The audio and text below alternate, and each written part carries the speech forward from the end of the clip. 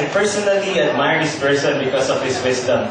And I truly missed the retreat last time because he's the retreat master and I'm really looking forward for it. But then, right now I had this chance and I hope all of us will also have great insight from him.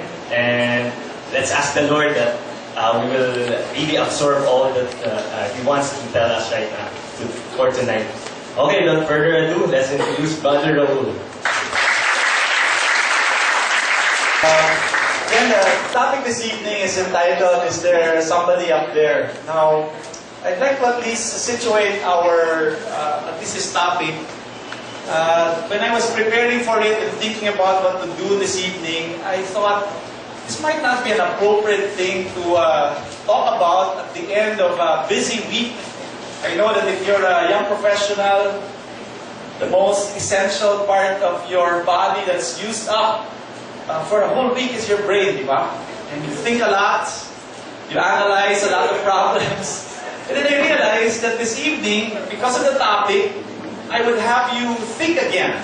And so, let's just put it this way. We would try to design it in such a way that it's a little bit more manageable. So, pick 3 people beside you and choose that these 3 people will be your discussion mates this evening. Meron kayo? Did you choose these 3 people beside you? Okay, good. That's a good starter. So what we will do is I will give you some ideas or some thoughts.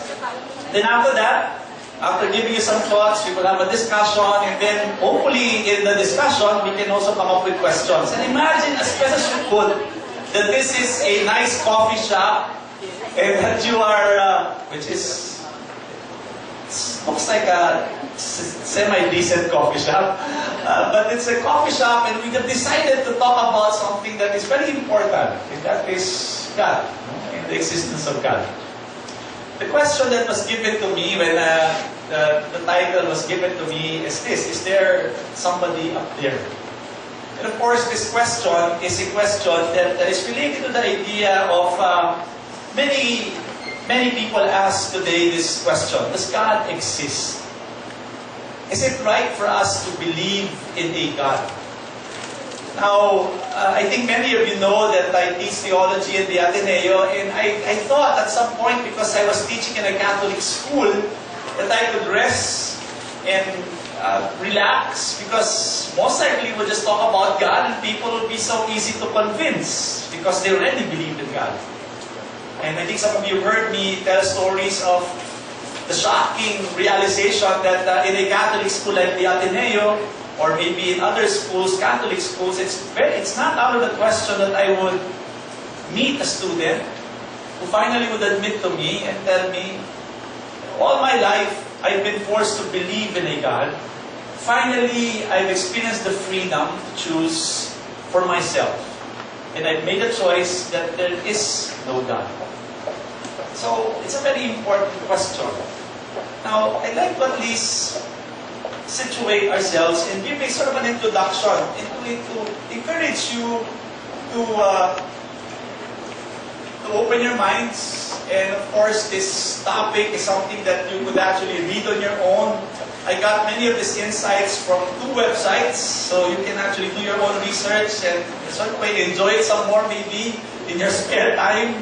If you're interested in this, that's the set of websites that you could actually go to. Okay? As I said, I will stretch our brains a little bit. And this is not an emotional talk, or it's not meant to inspire us, but I think when you think about it harder, maybe in thinking about God, you might get inspired to know that we have good reasons to believe that there is really a God. This is a classic line from a scientist who said this. Galileo is a great scientist, but he's also a great believer. Some people actually fail to appreciate that. He said this: I do not feel obliged to believe that the same God who has endowed us with senses, with a sense of reason and intellect, has intended us to forego their use. I mean, part of the great blessing we have as human beings is our capacity to think and to reason. And it makes us special as compared to other created realities in this world. Of course, some people still debate that fact that some people would even say those who study animals, like dolphins and whales, are reasonable creatures. And yet, if you really think about it, the person saying that they're reasonable creatures, are human beings. And that's again an indication that the intellect of the human being is far superior than even of a great animal or mammal like the dolphin. So, we have this wonderful gift to think. And yet, this capacity to think and to reflect and to decide on things is also our greatest weakness. And sometimes we can close our minds to hearing the reason of other people. It could be as simple as this. You can work in a company wherein I think many people hate this. They hate people who are not open-minded. Diba? What's that? When people stick to their opinion and fight for their opinion, even if they're wrong or maybe they're right, but sometimes they're not even willing to listen to what you think. We hate that. We hate that when we also experience it in ourselves, but we hate it when we encounter it in other people. Openness of mind is the ability to say, I can think, but the other person can also think. And the two of us can actually dialogue and listen to one another. Right? So I'd like to invite you to a certain openness of mind. Now, C.S. Lewis is great in warning us that the lack of openness of mind or the lack of willingness to listen to the reasons of other people is rooted, in his opinion, in this tendency that we all have, and that is pride. And what is pride? Pride has many forms, but the simple form that I would like to reflect on today or this evening is the fact that pride can close our minds from listening. And C.S. Lewis gives this very interesting description. We begin the title of this quest for the existence of God with a simple question. Is there somebody up there? Right? Now, a humble person has the capacity to look up. But he said, the challenging thing is, a proud person has a tendency to always look down. Because they think that they're the ones on top. And very rarely would they find themselves looking up and saying, I want to learn from somebody. Now, he says, that is okay. Sometimes relating to each other might at least prevent us from being proud. But it is the case that human relationship, even if we need to actually humble ourselves and listen to one another, we all have a tendency to fail in looking up. Imagine a very, very, very, very, very, very proud person. Imagine that. And this is what C.S. Lewis says. If somebody does not have the ability to look up, he would have a challenging time to see God. He says this, in God, you come up against something which is in every respect immeasurably superior than yourself. Unless you know God as that, and therefore know yourself as nothing in comparison to that reality, you do not know God. As long as you are proud, you cannot know God. A proud man is always looking down on things and on people. And of course, as long as you are looking down, you cannot see something that is above you. You won't even ask the question, is there somebody up there? Because you will be very satisfied with yourself, and maybe even satisfied with just being alone and looking down on the rest of the world. So, I'd like to invite us this evening. I think looking around here, I think none of us are that kind of person. But all of us have a tinge of pride. So I'd like to us at least be open to listening to each other at this evening. So, ito na.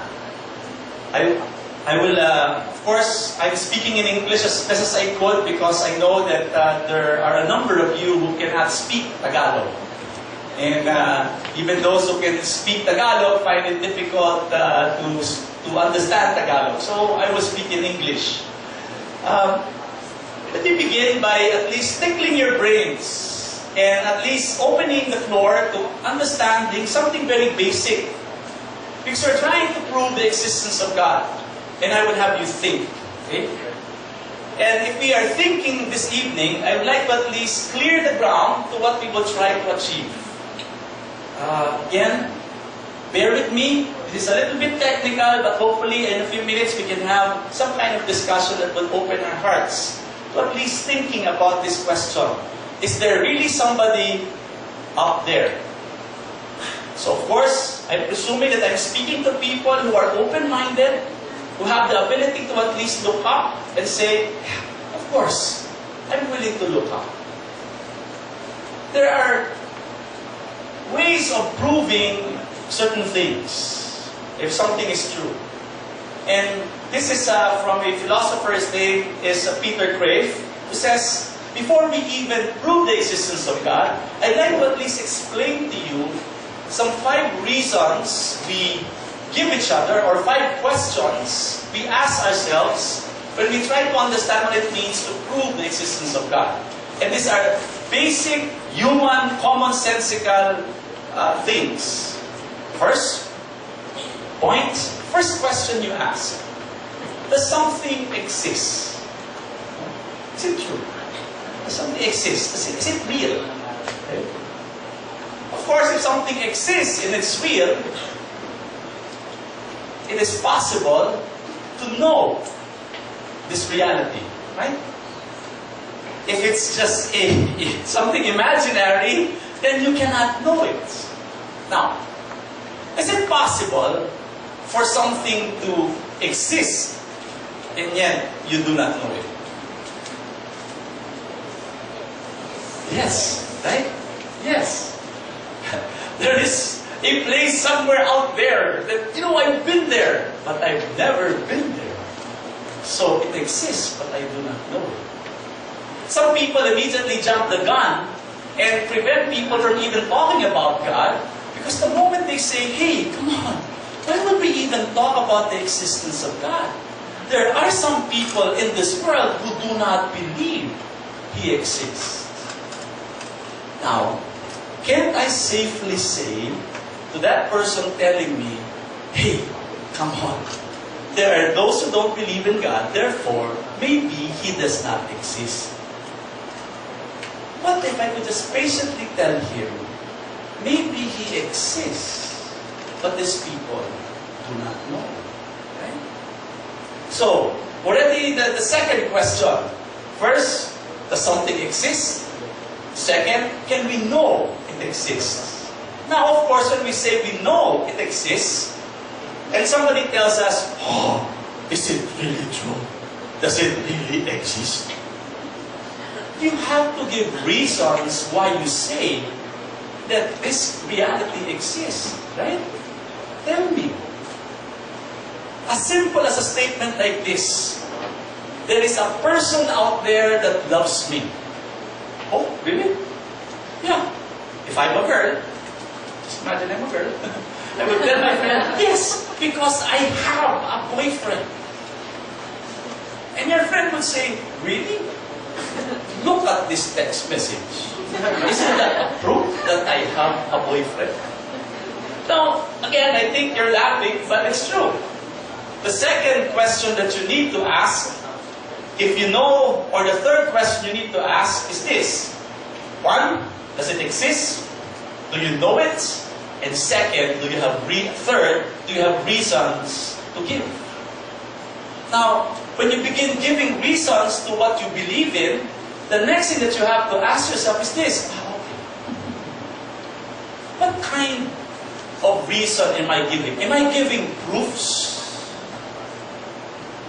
Are my reasons like proofs? Things that are true so that I can convince somebody that something is true. Okay? So far so good, right? Now, with that third one, we then have to say, what are the different kinds of proofs? One set are scientific proofs. Things that you can measure and give. Yeah. But then there are also another set which is called the philosophical proofs. You just give reasons why something is true based on logic. Now, it will make sense later on. The fifth one is, okay, there are two kinds. The last but not the least is, which one do you have? Are you proving something philosophically or scientifically? Just be patient, ha? This is the moment of confusion. I know that you are confused. And the part of what we're doing here is to confuse you a little bit, to clarify things in a few minutes. Now, when it comes to believing in the existence of God, what are we trying to do? Definitely, it is not a scientific kind of proving, right? Because I could not measure God and then give it to you. Right? So what do we have? We can only give philosophical reasons, logical reasons that something exists. Okay.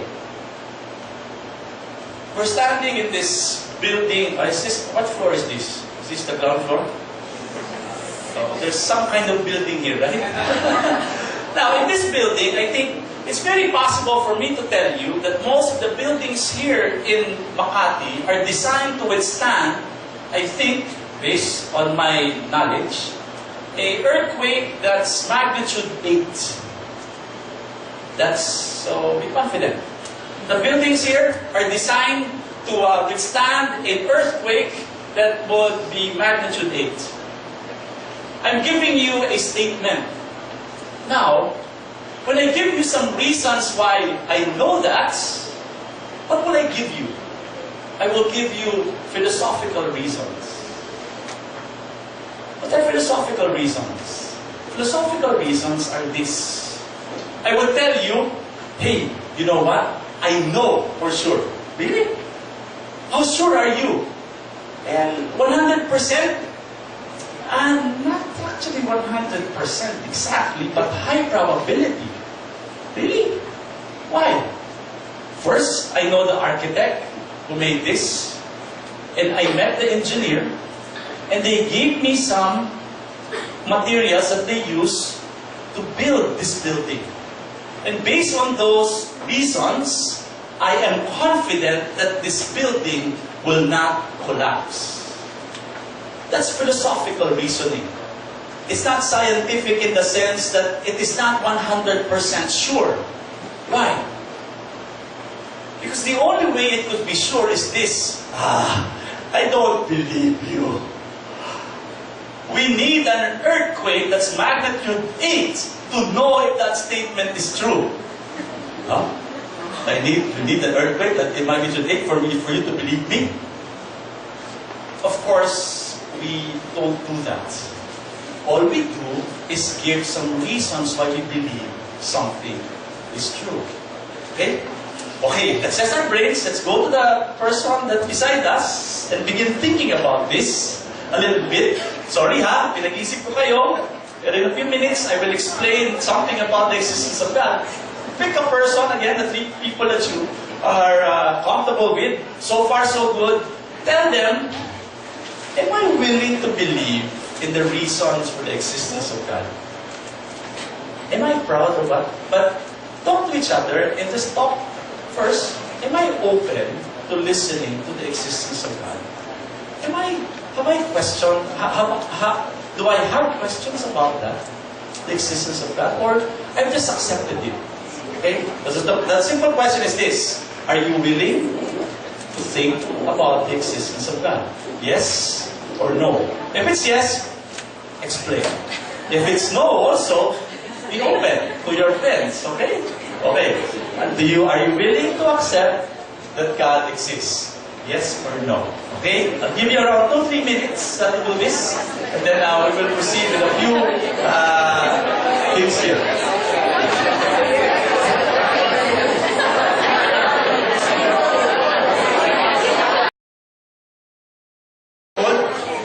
But let me just encourage all of you. Very good. Everybody had, at least the groups that I talked to, are very honest. And they're very honest in trying to figure out this question. And the simple question is this: can you accept that God exists? Diba?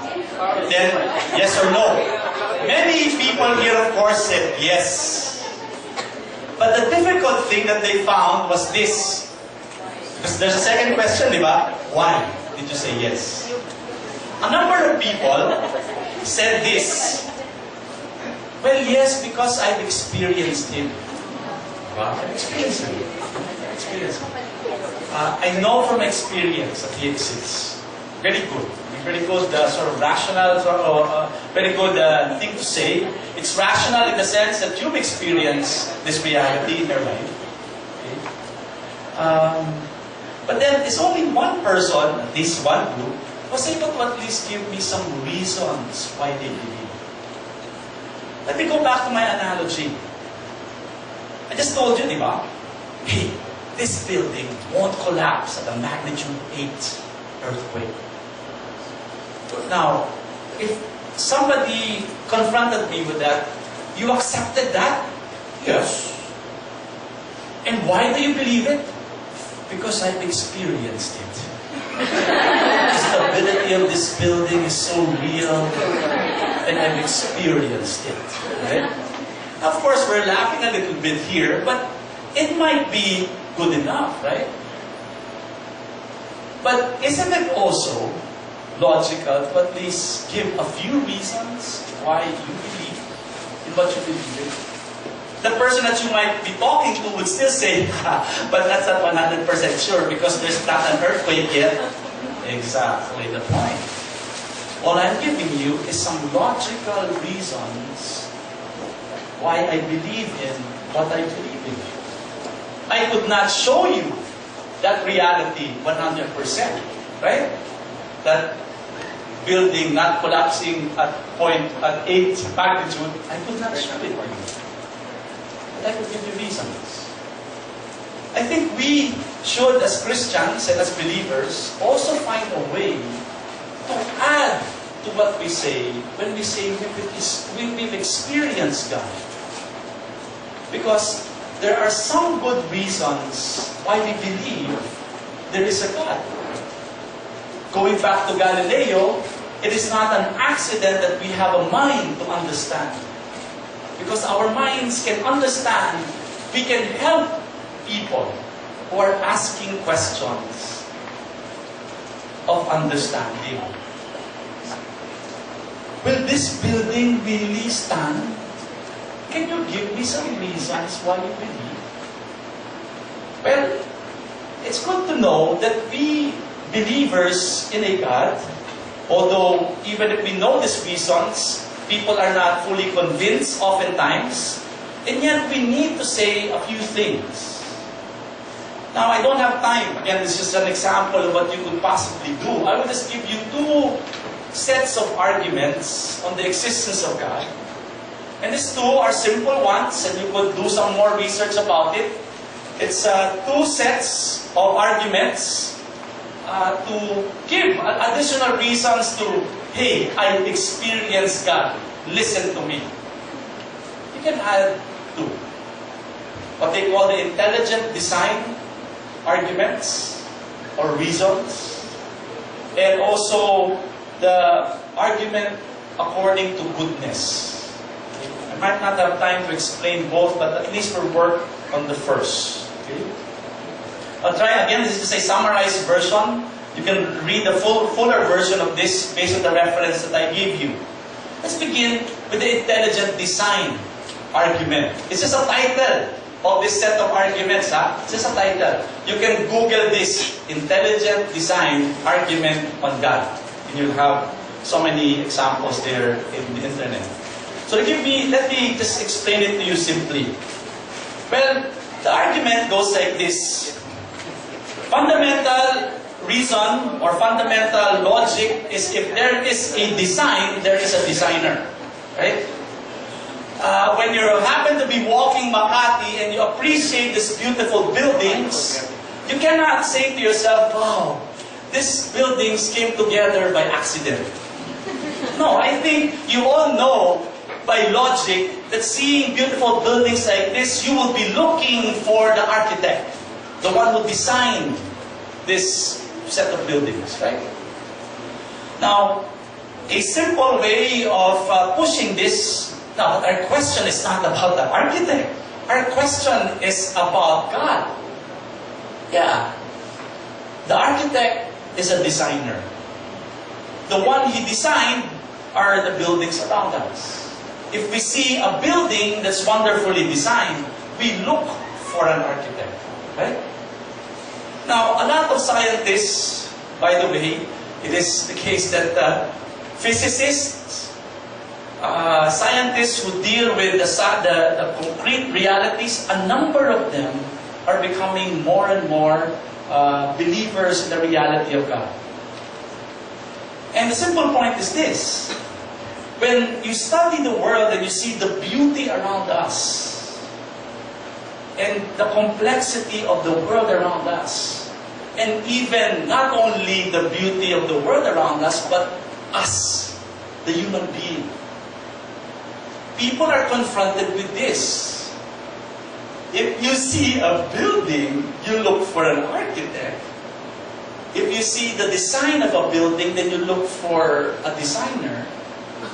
Isn't it safe to say that when you see the beauty of the universe and the complexity of the human being, can you not say that maybe there is a designer behind all this?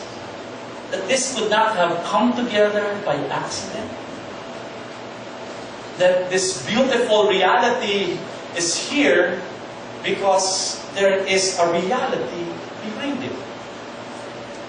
By the way, this last picture is from a place here in the Philippines. It's called Enchanted River. It's a river that I think I promoted many times because I was there. It's this unusually beautiful river that's surrounded by limestone, has a natural filter system. When you dive, as if you are actually, when you begin swimming, it's like you're swimming in the middle of a mirror. It's so clear. If I'm overwhelmed by the beauty of something like this, can I not say, wow, there is a design. Maybe there is a designer. A beautiful painting, when you see it, you don't just say, wow, the oils and the color just came together. Wow. No, I think it's logical for us to say, wow, that painting has a painter. Right? Again, this is a simple way of sort of giving this argument, but I think you're getting the point. The universe seemed to have been designed. Therefore, it's safe to actually say there must be a designer. Right? Okay, go back to your groups again. Just talk about it. Is that convincing? Is that a good explanation? What can you say? Is it striking? Or do you have other questions about it? Go back to your groups. Questions about the argument. Okay, go to your groups. Again, what do you think? What do you think? What do you think? What do you think? You.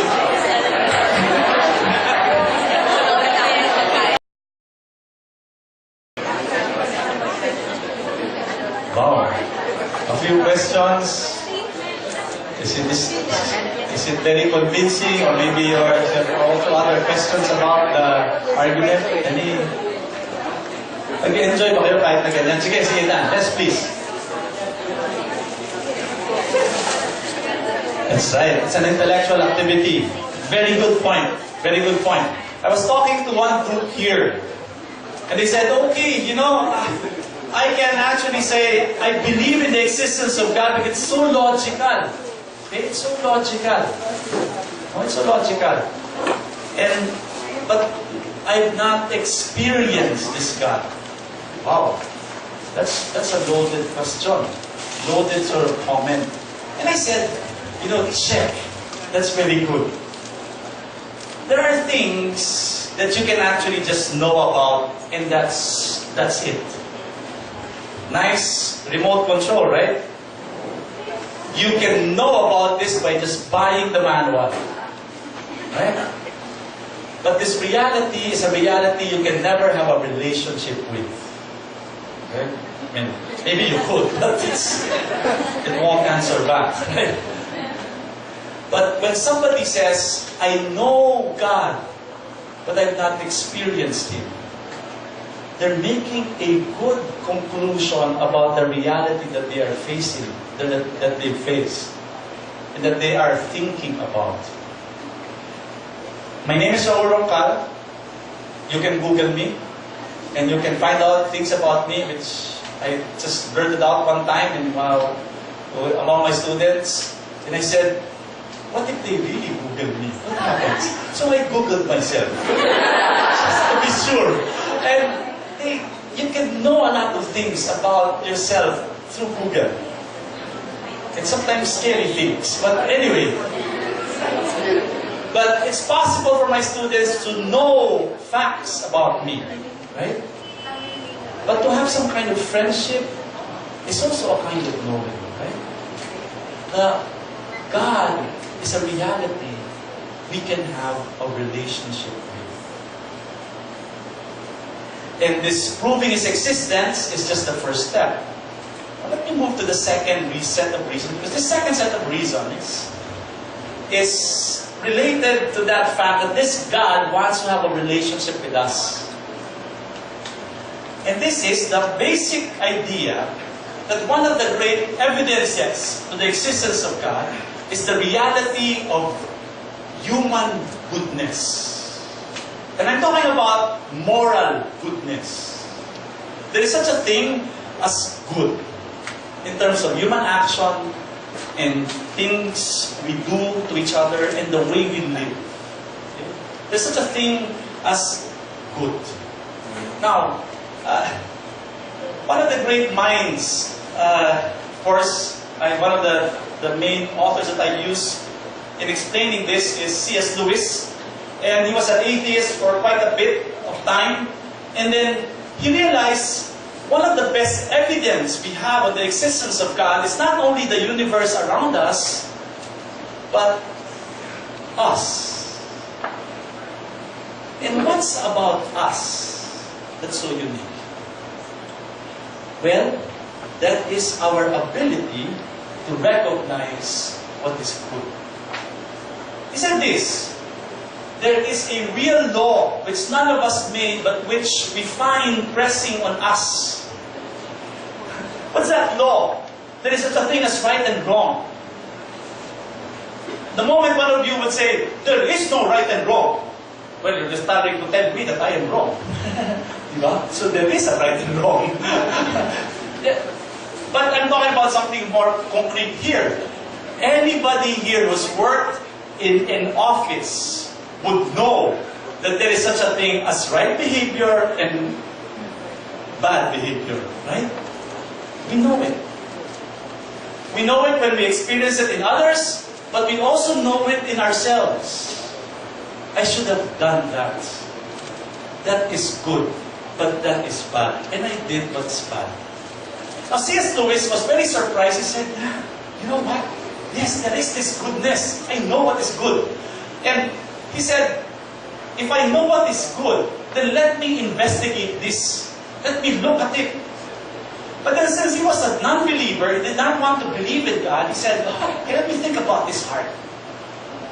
If I were to observe this truth, what do I see? Well, if I were in an office observing people, just observing the way they behave, okay, sometimes I would be a little bit confused. If I don't know such a thing as right and wrong, and I just observe the way you behave, Ah, that person is honest.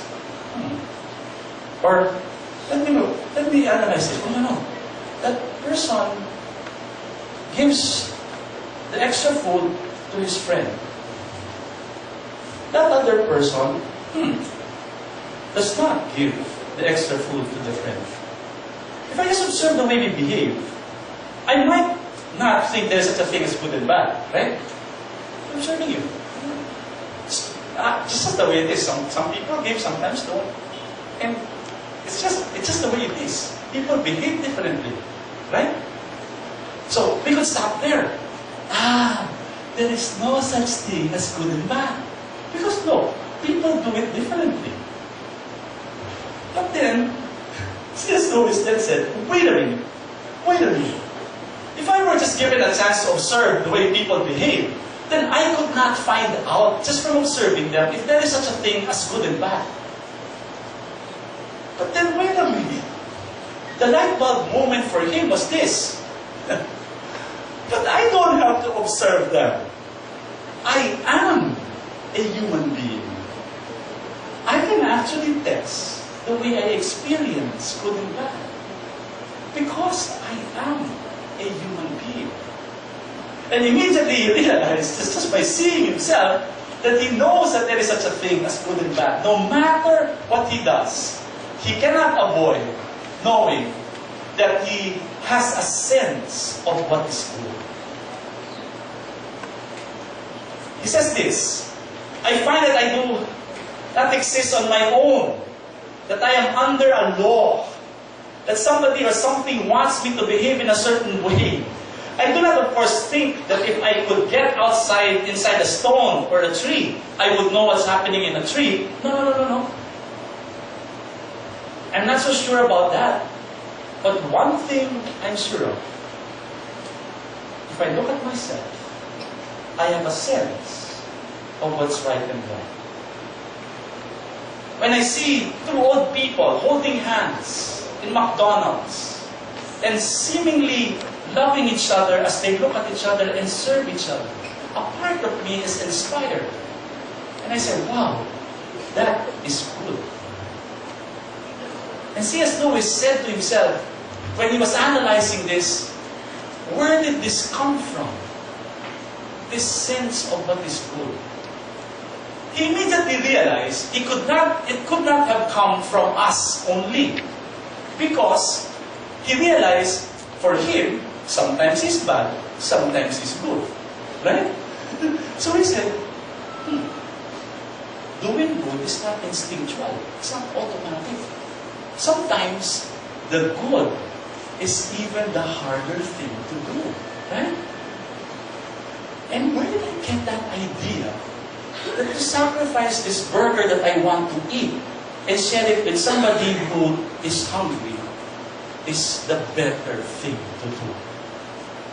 Where did I get that idea? Then he realized that if he analyzed human beings and the way people behave, you could not point to a human being as the source of goodness. People are good, yes, but sometimes they're bad. So maybe it's not from us. Where did it come from? He then started listening to people who were telling him, because he was an atheist, hey, there is a reality out there that will always be good. And that reality wants you to be good. Aha! There is goodness out there. All I have got to is something which is directing the universe and which appears in me as a law urging me to do the right.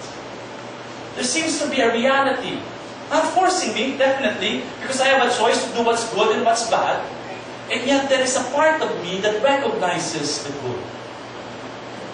Maybe I was designed by this reality to design the universe. I wish we could go further, but we won't. I'm just sort of making you think. This wonderful question we have this evening, is there somebody up there?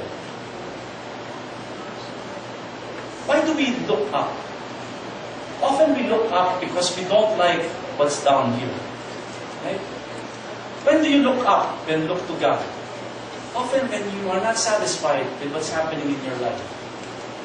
Of course, I'm doing this because I'm speaking to a bunch of people who I know believe in the reality of God. But I could also confidently tell people who do not believe in God that, you know what? Give me a chance. Just give me a chance. I will give you some reasons why I believe in this reality up there. Give me a chance. And I also would like to tell you that I've experienced this reality. But of course, you don't believe in this reality, and maybe you've not experienced this reality yourself. But let me begin this way. Have you ever been in love? Have you ever been loved by someone? Have you ever experienced how good it is to be loved? And the moment this person who does not believe in God would say yes to me, I would grab that opportunity and tell him, have you ever wondered where that comes from? Have you ever asked the question, where is the root of that good experience? Christianity is a religion that, of course, if I had the chance, would probably elaborate the second part. It's a little bit of a big jump. But we have a religion that tries to tell us that the answer to this question of the existence of God is very plain. We're the only religion that speaks of a God that's not just a designer out there, abstract. We are a religion that speaks of the fact that God became a human being. That's another part, which we won't discuss this evening. But the point is, at least I could begin by helping people see that yes, there is a God. This building will stand an earthquake with magnitude 8. I could give you reasons why. You can look up and know that there is someone up there. And I will give you reasons why. But at the same time, I'd like to invite all of us, some of you still doubt the existence of God. I've mentioned this a few times in different occasions. Do this very simple experiment. Tell God, the God that you do not believe in, tell Him, God, if you're up there, and if you want me to really know you, I want to experience you. If He doesn't exist, nobody will hear you, and nothing will happen. But if He exists, then most likely something will happen to you. Right? So this evening, again, we had this opportunity to think about these things, and hopefully, if we have time, we can still open the floor to some question and answer. Hopefully this perspective, this reflection was not too heavy. At least you had the opportunity to think and reflect, and we could have an open forum at this point. Okay, I will end my presentation there. Okay. Ang pangalan natin, Brother Raoul.